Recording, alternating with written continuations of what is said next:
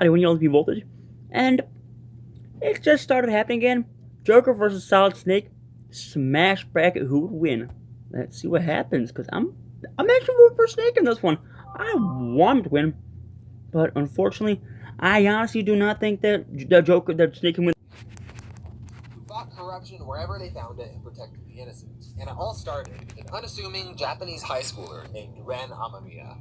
Ren lived a pretty standard small-town life. I won't know anything about Joker because I've never played the Persona games before. A drunken man assaulting a young woman. Joker, I know very little about.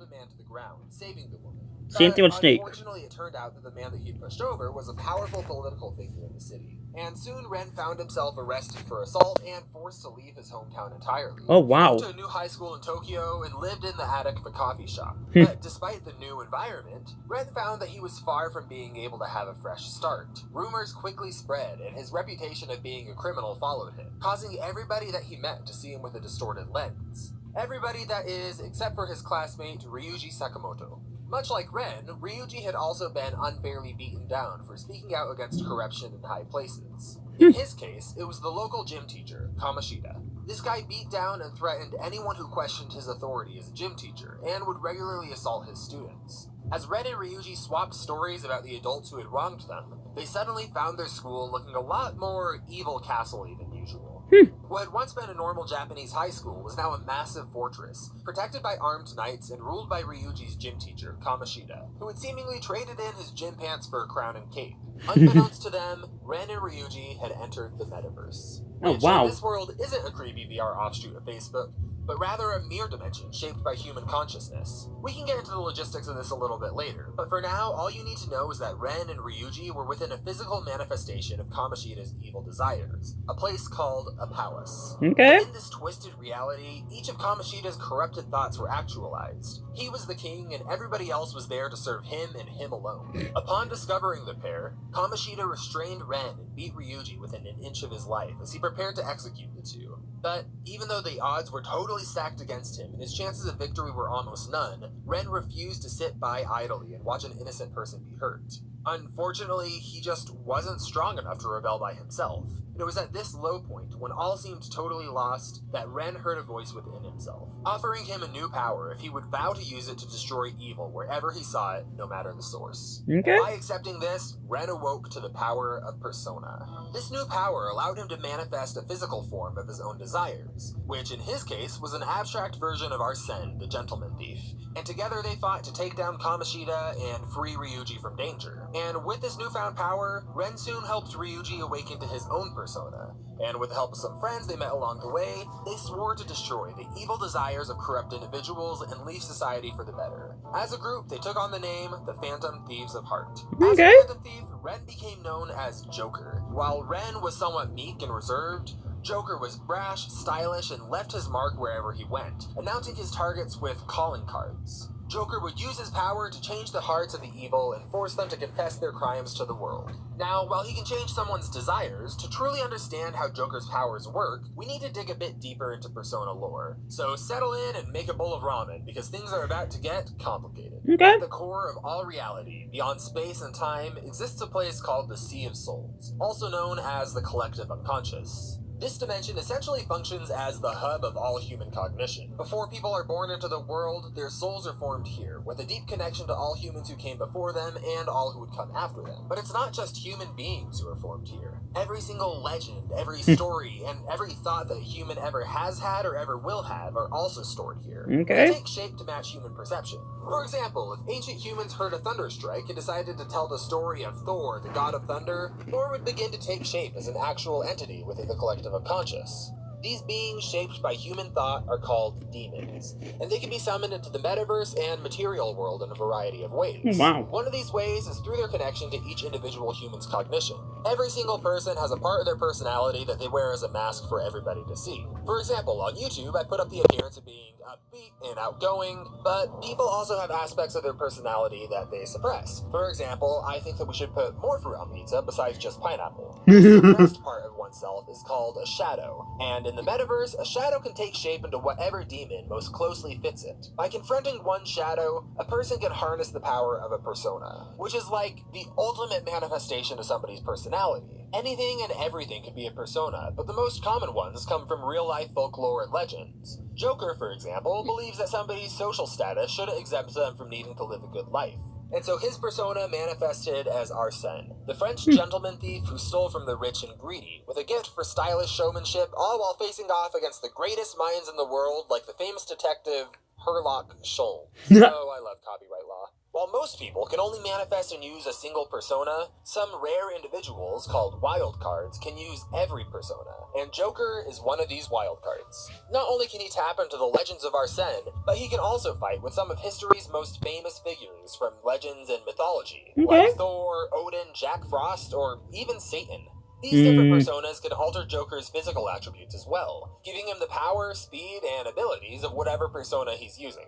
The mechanics of these abilities function much like the personas themselves. For example, let's take the basic fire attack. Okay, yep, Snake is so screwed right now. Power, Joker taps into humanity's perception of a fiery explosion and manifests that into reality. This powerful ability to channel human cognition into reality shouldn't be underestimated. For example, the spell Cosmic Flare hits with humanity's concept of a quasar, which, to put it simply, is what happens when a black hole eats a galaxy and then converts it into a giant laser of radiation. He also has access to devastating attacks that can effortlessly wipe out city blocks. Not only is Joker capable of dealing out this damage, but he can also withstand it. Some exceptionally tough personas are naturally immune to certain types of damage and ailments, but through a combination of training, careful cultivation, and an item called the Omnipotent Orb, Joker is able to make all of his personas completely immune to almost all damage in his game, including physical damage and gunfire. He can also give his personas a passive trait called Iron Immunity that makes them immune to gunfire?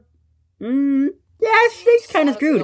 Snake uses guns and RPGs, that kind of crap all the time. Just immunities, his personas also have the ability to augment his physical speed to the point where he can dodge lasers at relativistic speeds. How is this fair fight? And Joker, along with the other Phantom Thieves, always make sure to use this speed as stylishly as possible, such as when they move so fast during an all-out attack that time appears to stop entirely. Together, the Phantom Thieves have used this power to take out the most corrupt people in Japan. Joker really couldn't have done it all alone, though. His fellow Phantom Thieves are always there to have his back, either in battle like Ryuji, or from the sidelines like Oracle. Joker's girl in the chair, who can give Joker support from afar, like breaking down an enemy's strengths and weaknesses. That being said, even on his own, Joker isn't exactly helpless. He has an ability called Third Eye that allows him to see objects of interest, slow the perception of time, and gauge an enemy's general strength relative to his own at a glance. It can even see through invisibility. But abilities aside, Joker also has several things. Can see through invisibility? That means Snake's Joker carries a couple of weapons on him. Suit's gonna be worthless. A trusty dagger and handgun. Unlike most weapons, Joker doesn't make these stronger through physical, conventional means. He's got everything to counter Snake. He's got everything he needs. Snake can go invisible, which he can counter that with his third eye. Snake uses guns, which he can counter that with his gun stuff. When taken to their ultimate forms, Joker's weapons are this is stupid. This is not a fair fight at all for Snake. Snake is so dumb. There's no fight here at all. Or the Tyrant Pistol, a gun created from the concept of Lucifer himself being condensed into a weapon. I mean, Yoshi versus Banjo is kind of fair. Make these fights more fair, come on, like, what the hell? Whether he's cracking out quasars, taking out tyrants, or dominating local food challenges, Ren has always had the same goal in mind. Screw the status quo and eliminate evil wherever he sees it, especially if that evil is masquerading as good and held by people in positions of power. And it's that exact devotion that will keep people coming back to the legends of the Phantom Thieves. Make things more fair for Snake. John F. Kennedy once famously said, "Ask not what your country can do for you, but what you can do for your country." And throughout the decades since that phrase was first uttered, few characters have embodied the ideal of dedicating their entire life to their country more than Solid Snake. The story of Solid Snake is one of unwavering dedication and bravery in the face of insurmountable odds. But even a legend as wild as that of Solid Snake starts from simple beginnings. It all began with a young American soldier named John. The year was 1964, and John found himself right in the middle of the Cold War, toughing the jungles of Russia and operating under the codename Naked Snake. His mission was simple: infiltrate the area and rescue a Soviet weapon developer. Unfortunately, what should have been a simple extraction turned into a high-stakes stealth operation. This is Metal Gear Snake Eater. Betrayals, and gunmen making cat noises. Lots of bots. While he was trying to extract his target, Naked Snake stumbled across the plans for a tank with nuclear Mm-hmm. capabilities called the Shagohod. This is Metal Because Metal letting our enemies Gear have Snake nuclear Eater. tanks was low on the priority list of the United States, Snake's mission changed to include destroying the Shagohod for good. And this mission ultimately led him to face off with his longtime friend and mentor, known simply as the Boss. Mm-hmm. And after a heated battle, Snake came out on top and was forced to choose between friend and country, ultimately deciding to pull the trigger and fulfill his orders. The success of this mission, which came to be known as Operation Snake Eater, put President Johnson in the Naked Snake fan club. But because having a man named Johnson wear fan merch for Naked Snake would look questionable, and to honor his past accomplishments, Snake was bestowed the name Big Boss and went down in history as the greatest soldier to ever live.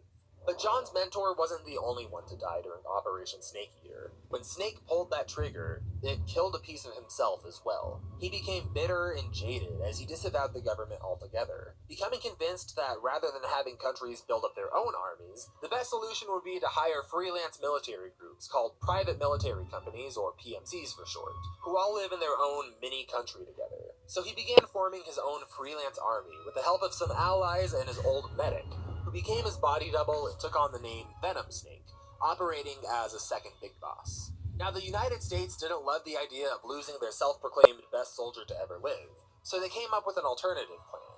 If we can't hire Naked Snake, we'll just make a new one.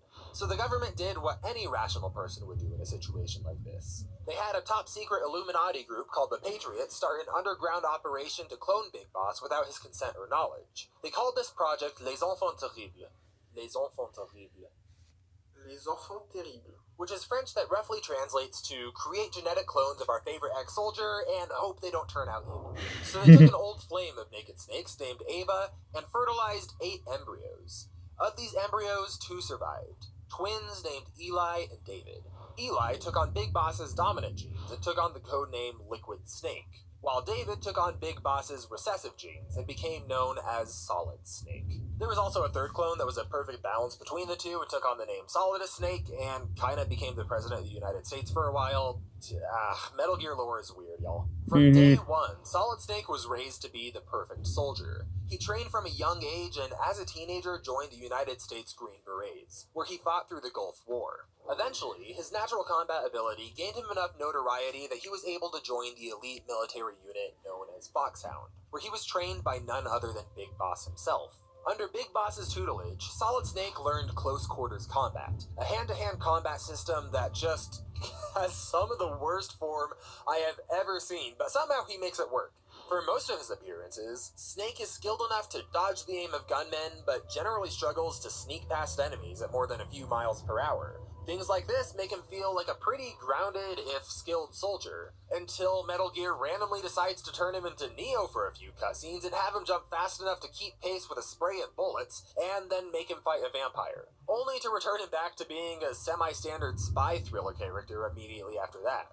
But even through all of these absurd shifts in tone throughout the series, Snake has always been somewhat superhuman. He's able to punch strong enough to send grown men flying through the air, and he's durable enough to regularly shrug off bullets and explosions, which he can heal from incredibly quickly. But although he's explicitly superhuman in his stats, Snake's true strength comes from his equipment and his strategy. Let's start by talking about his strategical abilities. Snake has been able to fight and defeat enemies that, by all measurements on paper, he should have had no chance against. Among these is the telepath Psycho Mantis, a soldier who could read his thoughts as they fought, and should have been virtually impossible to even hit. And while in the games you beat Psycho Mantis by changing your controller to the Player 2 port, in the official animated graphic novelization of Metal Gear Solid, we can see some more context as to what this looks like from an in-universe view. Snake was essentially able to notice even the most minute details being off, and was able to capitalize on that to beat the Psychic. And this strategical ability is only enhanced by his codec system, a communication system implanted in Snake's ear that allows him to instantly communicate with his support team at a moment's notice. With their help, Snake has taken out legendary snipers, killed Big Boss's body double, Venom Snake, with nothing but a lighter and a can of hairspray, and demolished the machines this entire franchise was named for. Metal Gears. While the Shagohod was a tank capable of launching nukes, Metal Gears were like you took those same capabilities and combined them with a Gundam. These things were made to dish out and take serious damage, but Snake has been able to take them out time and time again. And not only has he destroyed them, but Snake has actually piloted a Metal Gear of his own before, known as Metal Gear Rex. This brings us to Snake's equipment. Over the years, he's amassed a huge arsenal of weapons and tools. Now, I should note that while we can't scale Snake's physical feats to those of other clones of Big Boss, after all, they've had very different upbringings, and a major theme of the game is that people are far more than just their genes, so compiling them would kind of fly in the face of that. For the purposes of today's battle, we've composited the arsenals of each playable version of Snake across the Metal Gear franchise. Not only do they all play similarly, but they've all also had the same weapon supplier for a time. Snake has carried a variety of guns, grenades, and missile launchers over the years, but his most iconic is definitely his tranquilizer dart. A headshot from one of these bad boys can instantly put his target to sleep, taking them out of the fight entirely. He also has several other non-lethal options at his disposal. Sleep such gas, as smoke sleep grenades, gas, shaft smoke grenades, really flashbangs, sneaky EMP armor. grenades, and Playboy magazines that he strategically weaponizes to distract his enemies.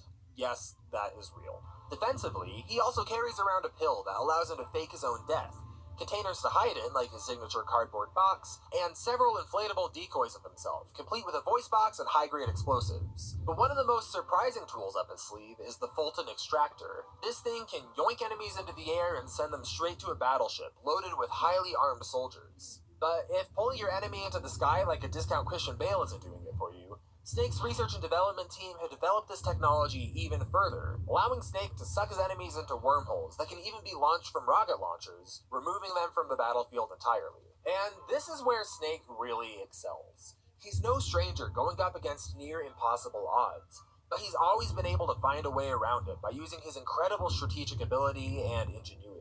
But let's see if that's enough to let him take on his opponent for today, Joker.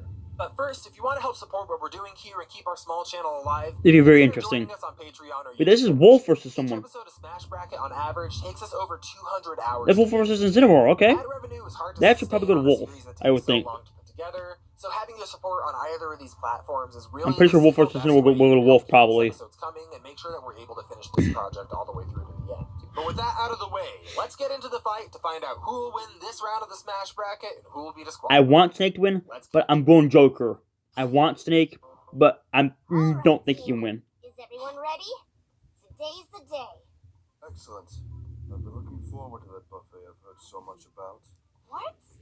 We're taking down a bad guy today.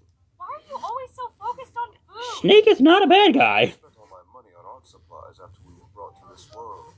I've been stretching a bowl of ramen over the last 2 weeks. Dude. That is seriously unhealthy. You've got to take care of yourself, Yusuke. So, remind me what we're doing here again? As you all know, the metaverse has been leaking out into the physical world. With this comes the ability to use our powers anywhere, but also a set of objectives. Yeah, like that message we all got a few weeks ago. I'm still pissed about that. Why we even listen to what some stupid dream told us to do? We've dealt with people who can control the whole metaverse before. We know what's at stake here. Until we learn more about who we are dealing with, can't afford to upset them. Exactly. So that means that today's mission is taking out our first target. Codename Solid Snake. So it's one normal guy against the Phantom Thieves? This is about to be way too easy. Haha, yeah. Can't wait to show this guy what happens when you mess with Skull. It's not that easy, dude. Guys? Oh, about that. What? Something I said? Who's gonna tell him? You're not coming this time. Wait, for real? Why the hell not? Pretty much instantly. This mission requires a certain amount of grace and subtlety. Subtlety? Then why does Morgana get to go? Even I'll be staying behind on this one. Oh, man. Come on. It's just one guy. It may be one guy, but this isn't any ordinary soldier. That's right. Snake is a master of combat, stealth, and infiltration. where the hell did you learn this Taking stuff? out nearly unstoppable targets before they even knew he was there. Oh, cool. So he's sneaky. Who the hell cares about that if Joker killed the Grim Reaper? Frankly, we were lucky he had the flu. I'm just saying, we all need to be on our A game. We may be tough, but Snake specializes in beating the unbeatable. That's why they call him the man who makes the impossible possible. Damn it. I wanted to fight a soldier. Well, what do you think, Joker? It won't be easy. I know it won't be easy at all. Snake will put up one hell of a fight. It's showtime. I don't see him. She probably already knows what Yep, he does. Otacon, you didn't tell me we're gonna have to fight a bunch of kids in cosplay. Should we have dressed up for the occasion? This is no laughing matter, Snake. Those are the Phantom Thieves of Heart. They may look like children, but they are incredibly dangerous. So what have we got on them? Well, it's a little hard to pin down. There is a lot of conflicting information online about these guys. Even my normal information channels get thousands of hits for even vague search terms. Like drinking from a virtual fire hose. It's almost a hide in plain sight. It does seem that way. But fortunately for us, I was able to put together an algorithm that checked for the credential of each page's author. Smart. You're looking at Carmen Takamani, Mo Kamatari, and Lupin Susanoo, aka Panther, Queen, and finally, your target, Joker. Joker? And you said this was no laughing matter. So what can you do? The Phantom Thieves feed on cognition. They absorb your fears and guilt to grow stronger. Keep your head on straight and don't trust your senses. Things may not be what they seem. You may think you are safe, but even if a single attack catches you, that will be your last surprise. Sneak around, take them down, don't get hit. Sounds easy. Just be careful, okay, Snake? You saw that message. You know this isn't a standard mission. Watch your back. Got it. Reveal yourself, Snake. It's no use hiding. Joker! He's here! Something is interfering with my signal. I'm going to try and get around it. You're outmatched, kid. Whoa. You're done.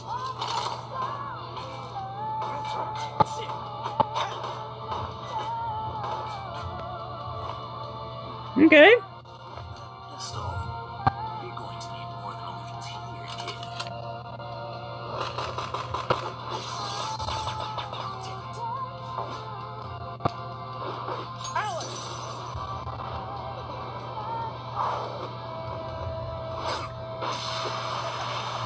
Come on, Snake.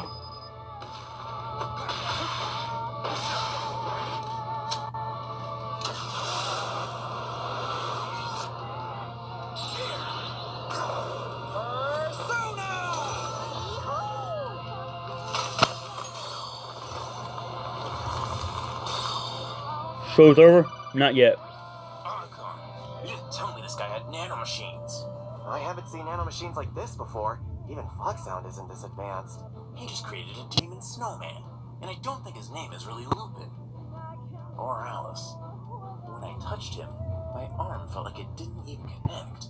Even when I was punching that girl in the dress. I hit her, but it just felt weird. I don't think I'm actually hurting them. This is a problem, but nothing you can't handle. You have fought foes stronger than you before. Use your head, be creative, and whatever you do, don't... And cut. I almost had to use both of my hands to crack that one. That was a nice little communication jammer you hooked up. You're pretty good. Or the Phantom Thieves, I presume. Wait, but Perhaps. Mo Kamatari. his thing has never been happened before. Atari is a copy. You guys took my fake leaks hook, line, and sinker. But You've really got to check your sword. his thing's never been happened before. His Kodak machine's never been hacked. Admit it. You got outplayed. I know everything about you, David. It seems like you did your homework. You knew about Otacon. And you got around our communication jammers. I'm just wondering what you did about the mobile nuclear launch pad sitting right outside the building. Nice try, Snake. I've got the exact GPS coordinates of every Metal Gear on the planet. So you don't know. Just one button pressed and this building is gone. You're bluffing. I've seen the military's logs. Not everything is documented online, kid. And about that jammer, we always bring a spare.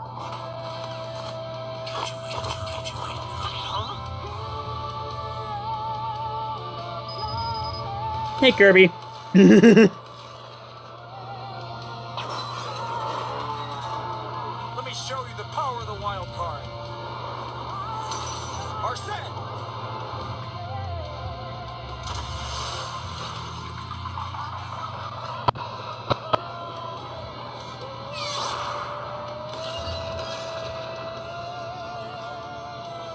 You're mine!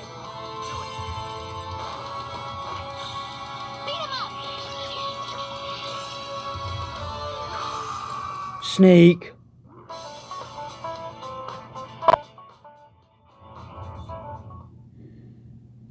And there you go. Didn't think so. This fight was just not close.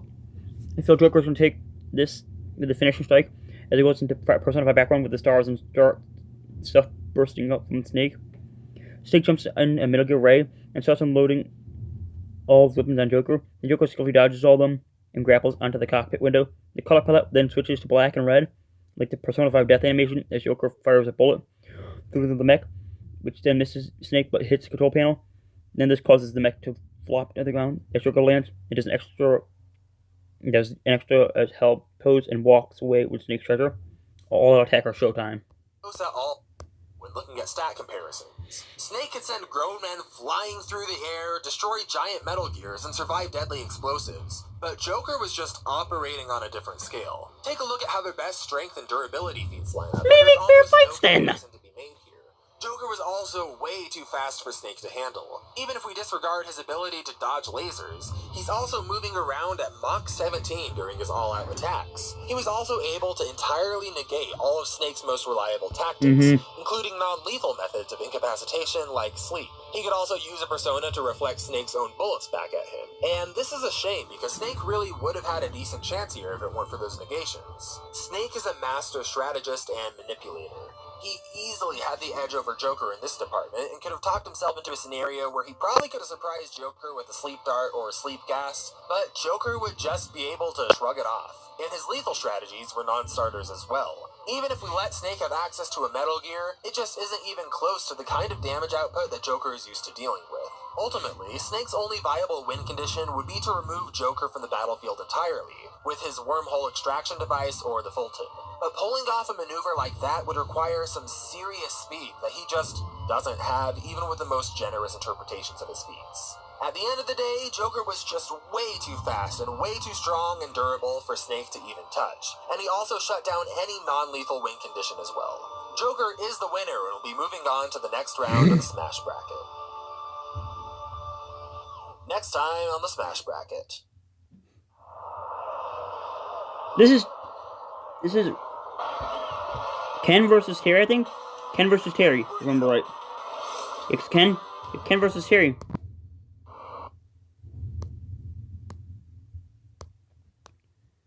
Overall,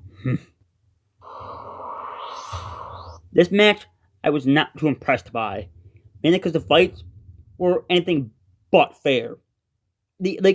Why did you do Joker versus Snake? They're not fair fights. I knew that Snake stood no chance. Pick more fair fights, like Terry versus Ken. That actually makes sense. That's actually a more fair fight. Or Kirby versus Jigglypuff, like that could actually be fair because of confusion stuff. Yoshi versus Banjo, pretty fair. Pikachu versus Pac-Man's pretty fair. But this was just way unfair. Come on.